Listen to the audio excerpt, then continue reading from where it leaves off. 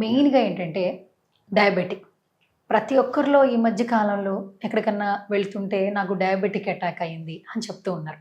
ఒకప్పుడేంటంటే ఆరోగ్య సమస్యలను బట్టి కొంచెం ఏజ్ ఎక్కువ ఉన్న వాళ్ళలో మనం ఎక్కువ షుగర్ కంటెంట్ ఎవరైతే ఎక్కువ తీసుకుంటున్నారో వాళ్ళకి ఆ సింప్టమ్స్ కనిపిస్తూ ఉంటాయి.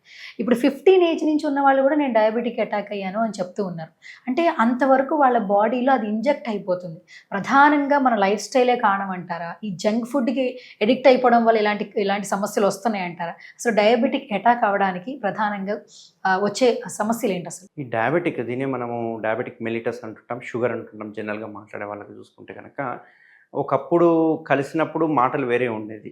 కలిసినప్పుడు వేరే వేరే డిఫరెంట్ మాట్లాడుకునేవాళ్ళం. బట్ ఇప్పుడు ఒక 5 మంది కలిసారంటే నీకు డయాబెటిస్ ఉందా? నాకుంది. నీకు బీపీ ఉందా? నాకుంది అని డిస్కషన్స్ ఎక్కువైతుంటాయి. సో డయాబెటిక్స్ అనేది ఎక్కువ ఎందుకు పెరిగింది? అంటే ఒకప్పుడు 45, 50 ఏళ్ళకొచ్చే డిసీజ్ ఏదైతే ఉందో ఇప్పుడు ఎర్లీగా 15, 10 ఇయర్స్‌కి ఏజ్‌కు మనకు అటాక్ అవుతూ ఉంది. సో డయాబెటిస్‌లో కూడా 2 రకాల డయాబెటిస్‌లు ఉంటాయి. డయాబెటిక్ టైప్ 1, టైప్ 2 అంటుంటాం. టైప్ 1లో ఏమైతదంటే మనకు ప్లీహ గ్రంథి తెలుసు అందరికీ. అంటే మన ప్యాంక్రియాస్ అంటుంటాం కదా! ప్యాంక్రియాస్ నుంచే మనకు ఇన్సులిన్ అనేది రిలీజ్ అవుతుంది. ఈ ఇన్సులినే బాడీలో ఉన్న షుగర్‌ని కంట్రోల్ చేస్తూ ఉంటుంది. సో ఇప్పుడు మీరు ఒక క్వెషన్ అడిగారు. షుగర్ ఎక్కువ తింటే డయాబెటిస్ వస్తుందా అని. షుగర్ ఎక్కువ తింటే డయాబెటిస్ ఎవరికీ రాదు. బట్ షుగర్ ఉన్నవాళ్ళు ఖచ్చితంగా డయాబెటిస్ ఉన్నవాళ్ళు షుగర్ తినకూడదు. సో ఇక్కడ చిన్న డిఫరెన్స్ అన్నట్టు. ఇప్పుడు నాకు షుగర్ లేదు. నేను షుగర్ తినడం వల్ల నాకేం ప్రాబ్లమ్ రాదు. ఎందుకంటే నా షుగర్‌ని కంట్రోల్ చేయడానికి నాకు ఇన్సులిన్ ఉంది. అంటే ఈ ప్యాంక్రియాస్ ఏదైతే ఉందో అది ఇన్సులిన్ రిలీజ్ చేస్తది. ఇన్సులిన్ రిలీజ్ చేయడం వల్ల నాకు షుగర్ అనేది కంట్రోల్ ఉంటుంది. బట్ ఎప్పుడైతే ఈ ప్యాంక్రియాస్‌లో ఇన్సులిన్‌లు డ్రై అయిపోతాయో, ఎండిపోతాయో దాన్నే మనం డయాబెటిస్ అంటాం. అంటే మనం తిన్న షుగర్‌ని అది అరిగించలేదు బాడీని. సో డిపాజిట్ చేయలేదు. సో దాన్ని వాడుకోలేదు. వాడుకోకపోవడం వల్ల ఏమవుతుంది? బ్లడ్‌లో కంటెంట్ పెరిగిపోతా ఉంటుంది. అది మనకు లివర్‌లో అనేది స్టోర్ అవుతూ ఉంటుంది. సో ఇక్కడ ఎండిపోయి పుట్టుకతోటే మనకు ప్యాంక్రియాస్ నుంచి ఇన్సులిన్ రాకపోతే దాన్ని టైప్ 1 డయాబెటిస్ అంటారు. సో ఈ టైప్ 1 డయాబెటిస్ యూజువల్‌గా పుట్టిన పిల్లల నుంచి 15 ఇయర్స్ అంటే చిన్న పిల్లల్లో వచ్చేదాన్ని మనం టైప్ 1 అంటుంటాం. పెద్దవాళ్ళలో వచ్చేదాన్ని టైప్ 2 డయాబెటిస్ అంటాం. ఇక్కడ ఇన్సులిన్ రిలీజ్ అవుతుంది. కానీ తగినంత రిలీజ్ అవ్వదు. మన బాడీకి తగినంత రిలీజ్ అవ్వదు. రిలీజ్ కాకపోయేసరికి మొత్తం బాడీకి సరిపోయినంత షుగర్‌ని అది మెయింటైన్ చేయలేదు.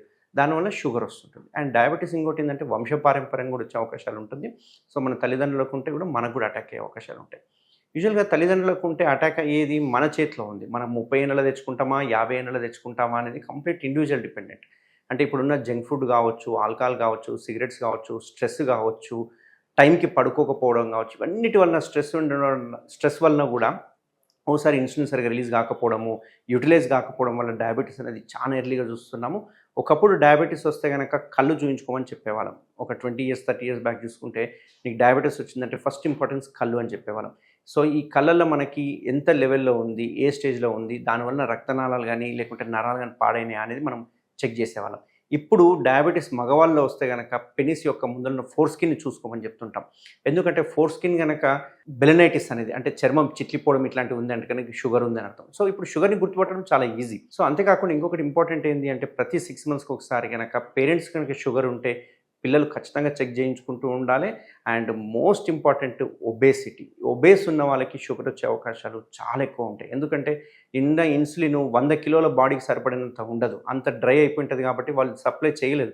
సో బాడీ వెయిట్ తగ్గించుకుంటే గనక మనం షుగర్‌ని కూడా కంట్రోల్ చేసుకోవచ్చు. అందుకే బేరియాట్రిక్ సర్జరీ అనేది చాలా ఇంపార్టెంట్. ఎందుకంటే మెటబాలిక్ డిజార్డర్స్ అంటాం కదా! ఇట్లాంటి వాటన్నిటిని ఊబకాయం ఉన్న వాళ్ళకి మనం బేరియాట్రిక్ చేయడం వల్ల షుగర్‌ని కూడా కంట్రోల్ చేయొచ్చు. సో ఇక్కడ షుగర్ ఆడవాళ్ళకి వస్తదా? మగవాళ్ళకి వస్తదా? లేకపోతే ఏజ్ గ్రూపా? అనేది ఇప్పుడు ఇంపార్టెన్స్ లేదు. ఖచ్చితంగా షుగర్ ఉన్నవాళ్ళు ఐడెంటిఫై చేసుకోవడం చాలా ఇంపార్టెంట్. రాని దానికి మనం ఇప్పుడు ఏం చేయలేం. ఎందుకంటే వాళ్ళ లైఫ్ స్టైల్ గానీ ఇవన్నీ వాళ్ళు అలవాటు పడ్డారు. ఇప్పుడు మార్చుకోమంటే కూడా ఎవరు మార్చుకోవడానికి రెడీగా లేరు. సో అట్‌లీస్ట్ డయాబెటిస్ ఉందని తెలుసుకుంటే గనక కంట్రోల్ పెట్టుకోవడం వల్ల మన లైఫ్ స్పాన్ అనేది పెరుగుతుంది. లేకపోతే గనక ఈ అథెరోస్క్లెరోటిక్ చేంజెస్ రావడము, హార్ట్ అటాక్స్ రావడం గానీ, సడెన్ కార్డియాక్ అరెస్ట్ అవ్వడం ఇవన్నీ డయాబెటిస్‌లో ఉన్న వాళ్ళలో మాత్రమే ఎక్కువ చూస్తూ ఉంటాం. చిన్న పిల్లల్లో ఎక్కువగా డయాబెటిక్ చూస్తున్నాం ఈ మధ్య కాలంలో. చిన్న చిన్న పిల్లలు.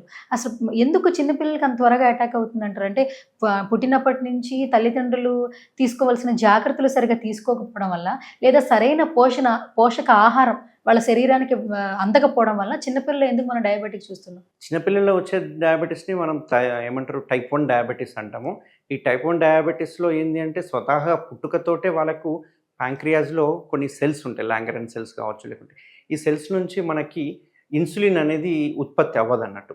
సో ఈ ఉత్పత్తి కాకపోవడం వల్ల వాళ్ళకి బేసిక్‌గా ఇన్సులినే బయటికి రాదు. ఇన్సులిన్ బయటికి రావడం వల్ల వాళ్ళకి స్వతహాగా డయాబెటిక్లోనే ఉంటారు. అట్లాంటి వాళ్ళకి కంపల్సరీ ఇన్సులిన్ ఇస్తూ ఉండాలి. వాళ్ళు ఇన్సులిన్ మీదే మేనేజ్ కావాలి. ఎందుకంటే బయట నుంచి మనం ఇన్సులిన్ ఇవ్వకపోతే వాళ్ళకి షుగర్ అనేది కంట్రోల్ ఉండదు. సో వాళ్ళు మనం లేబుల్ చేసేస్తాం డైరెక్ట్గా టైప్ 1 డయాబెటీస్ అని చెప్పేసి. సో దాన్ని మనము ఫుడ్ ద్వారానో దేని ద్వారానో దీనికి సంబంధం ఏం లేదు, పుట్టుకతోటి ఆ ప్రాబ్లం అనేది ఉంటుంది అన్నట్టు. సరే, ఇప్పుడు డయాబెటిక్ అటాక్ మనకు రాకూడదు, మనం జాగ్రత్తలు అయితే తీసుకోవాలి. ప్రధానంగా మీరు అందరికీ ఇచ్చే సజెషన్స్ ఏంటి? సో టైప్ 2 డయాబెటీస్ మాత్రం మన చేతిలో ఉంది. టైప్ 1 మన చేతిలో లేదు. బట్ టైప్ 2 డయాబెటీస్ మాత్రం కంప్లీట్గా ఇండివిజువల్ చేతిలో ఉంది. అంటే కొన్ని సలహాలు నా తరఫున నేను ఇచ్చేది ఏంటి అంటే, ఈ 10 to 6 స్లీప్ అనేది చాలా ఇంపార్టెంట్, వెరీ ఇంపార్టెంట్. ఎందుకంటే మనకు మినిమం 8 hours అనేది స్లీప్ లేకపోతే కనుక స్ట్రెస్లో ఉంటాం అన్నట్టు. సో రెండోది junk foods, compulsory junk foods, ఈ డాల్డా కావచ్చు, బిర్యానీస్ కావచ్చు, ఇవన్నీ ఖచ్చితంగా తగ్గియాలి. అండ్ BMI అనేది చాలా ఇంపార్టెంట్, బేసల్ మెటమాలిక్ రేట్ అనేది అది చాలా ఇంపార్టెంట్ అండి. బాడీ మాస్ ఇండెక్స్ అంటాము BMI. అది ఒకవేళ ఒబేస్ ఉంటే కనుక ఖచ్చితంగా డయాబెటీస్ వచ్చే అవకాశాలు ఉంటాయి. సో వర్క్ స్ట్రెస్ కానీ ఇట్లాంటివన్నీ చాలా తగ్గించుకోవాలి. అండ్ షుగర్ కంటెంట్ కూడా తక్కువ తీసుకోవాలి, అంటే కార్బోహైడ్రేట్స్ అనేది తక్కువ తీసుకోవాలి. ప్రోటీన్ అండ్ ఈ ఫైబర్ అనేది ఎక్కువ తీసుకోవడం, ఇట్లాంటివన్నీ చేసుకుంటే కనుక షుగర్ అనేది అటాక్ అయ్యే అవకాశాలు మనం తగ్గించుకోవచ్చు. సో ఫైనల్గా మన ట్రీట్మెంట్ రేంజ్ ఆఫ్ హాస్పిటల్స్లో ఎక్కువగా డయాబెటిక్ సంబంధించి చాలామంది పేషెంట్స్ చూస్తూ ఉన్నారు, ట్రీట్ చేస్తూ ఉన్నారు. ప్రధానంగా మీరు గుర్తిస్తున్న అంశాలు? డయాబెటీస్ మేము ట్రీట్ చేసే దాంట్లో ముఖ్యమైన 2 డిజీజులు ఉన్నాయండి. డయాబెటీస్ వచ్చిన వాళ్ళకి మాత్రమే వచ్చే డిజీజ్ ఏంటి అంటే, ఒకటి బెలనైటిస్, బెల్నోపాస్థైటిస్. అంటే మగవారిలో చూసుకుంటే కనుక ఈ డయాబెటీస్ వచ్చినందుకు ఆ ముందలున్న అంగం యొక్క చర్మం అనేది ఎఫెక్ట్ అవుతుంది. దానివల్ల వెనక్కి పోదు, క్రాక్స్ ఫామ్ అవుతుంటాయి, జిగురు బయటికి రావడము, ఇంటర్కోర్స్ చేసేటప్పుడు చాలా పెయిన్ రావడం, ఇట్లాంటివన్నీ చూస్తుంటాం. వాటికి మనం దగ్గర లేటెస్ట్ KSR స్టాప్లర్ సర్కంసిషన్ అనేది చేయడం జరుగుతుంది. ఇది just 5 minutes procedure, half an అవర్లో డిశ్చార్జ్ చేయడం జరుగుతుంది. అండ్ పేషెంట్ ఏదావిధిగా ఆఫీస్కి వెళ్ళిపోవచ్చు. కంప్లీట్ పెయిన్లెస్ సర్జరీ అన్నట్టు. ఇది డయాబెటీస్లో మాత్రమే వస్తుంది, బెలనైటిస్, బెల్నోపాస్థైటిస్. ఇంకొక డిజీజ్ చూసుకుంటే కనుక ఈ డయాబెటిక్ ఫుట్ అల్సర్స్. అయితే ఫుట్ అల్సర్ వచ్చిన తర్వాత ట్రీట్ చేయడం కంటే ఇంపార్టెంట్, అల్సర్ రాకముందు ఏం చేయాలనేది మనకు TRHలో మనం వర్కప్ చేస్తున్నాము. సో దీనికి ఫుట్ స్కాన్ మిషన్స్ ద్వారా మనము ఫుట్లో ప్రెషర్ని కనుక్కొని ఆ ప్రెషర్ని మనము తీసేయడం వల్ల వాళ్ళకి ఫ్యూచర్లో ఎటువంటి అల్సర్స్ ఫామ్ కాకుండా ఉంటాయి. ఒకవేళ అల్సర్ ఫామ్ అయితే ఎటువంటి కేర్ తీసుకోవాలి, అల్సర్కి ఎటువంటి ట్రీట్మెంట్స్ ఉన్నాయి, లేటెస్ట్ డర్మాసెల్ మెటీరియల్స్ అని, కొన్ని సెల్యులోజ్ అనే మెటీరియల్, కొన్ని కొల్లాజిన్ అని, ఇట్లాంటి చాలా రకాల డ్రెస్సింగ్స్ లేటెస్ట్గా వచ్చినాయి. ఈ దానివల్ల ఏంటి అంటే తొందరగా హీల్ అయ్యే అవకాశాలు ఉంటుంది. సో ఇక్కడ మెయిన్ డయాబెటీస్ అల్సర్స్ వచ్చిన వాళ్ళకి మోటో అంటే మన ఎయిమ్ ఏంటి అంటే ఎటువంటి పరిస్థితుల్లో యాంపిటేషన్ చేయకూడదు. సో యాంపిటేషన్ ఫ్రీ ఉండాలి. సో యాంపిటేషన్ చేయడం వల్ల ఏమవుతుందంటే వాళ్ళ నడకలో ఇబ్బంది అవుతుంది, డిప్రెషన్లోకి వెళ్ళిపోతుంటారు. కాబట్టి ఈ డయాబెటిక్ ఫుట్ అల్సర్స్ని ఎంత ఎర్లీగా, ఎంత అగ్రెసివ్గా ట్రీట్ చేస్తే కనుక మనం కాల్ తీసేసే అవకాశాలు అంత తక్కువగా ఉంటాయి అన్నట్టు. సో ట్రీట్మెంట్ రేంజ్ హాస్పిటల్లో డయాబెటీస్ సంబంధించిన ఈ 2 అగ్రెసివ్గా చేస్తున్నాం. Thank you doctor, thank you so much.